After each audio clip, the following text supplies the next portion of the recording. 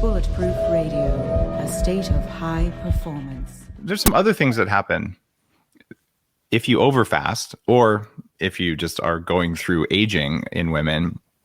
Low libido. Talk to me about why that happens.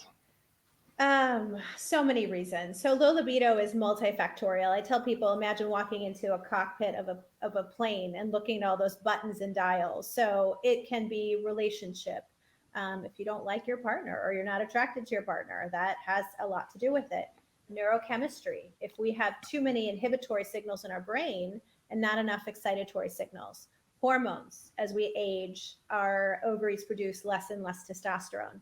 There was a consensus statement 2 years ago that testosterone is key and vital for women in all the domains of sexuality.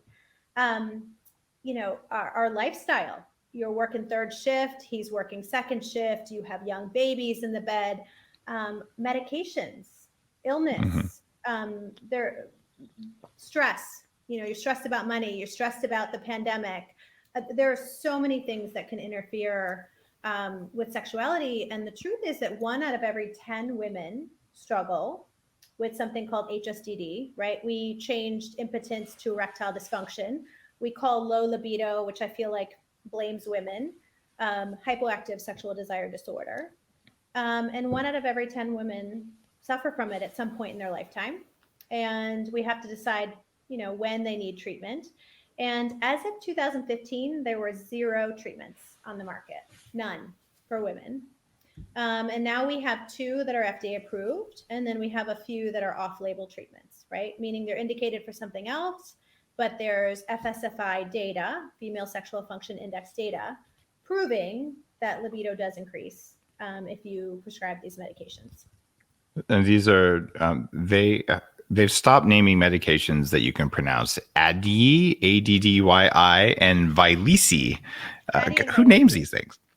So I can say Vyleesi. Addyi? What is that? Addyi. Is that how you say it? All right. Addyi. So I have never experienced the effects of these drugs because Lana doesn't use them. What are they? How do they work?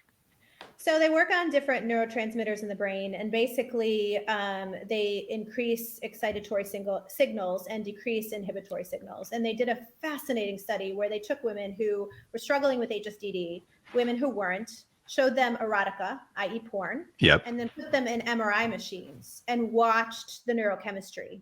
And what they saw with women who were struggling with HSDD is the parts of their brain that say, yes, I want to have sex, or yes, I'm going to eat that cake, were very quiet. And the parts of their brain that told them no were very active. And the opposite pattern in women who weren't struggling with their libido. And so, so these medications work on neurochemistry, and they're non-hormonal, which is really nice for patients who can't have hormones. Addyi is every night, regardless of whether or not you want to have sex. So it is not the female Viagra. It's not on demand. Vyleesi is an injection given at least 45 minutes before you want to have sex.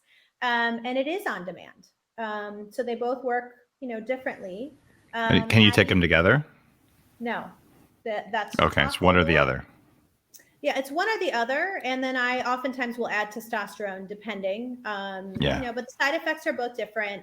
Some are contraindicated for certain patients, but basically Addyi met clinical guideline or endpoints as far as increased number of sexually satisfying events. So no more checking a box sex or keeping the peace sex in the marriage, decreased distress about your sexuality and increased desire. So that's really, really nice. And some of my patients who are like, Dr. Jabade, you have to fix this now.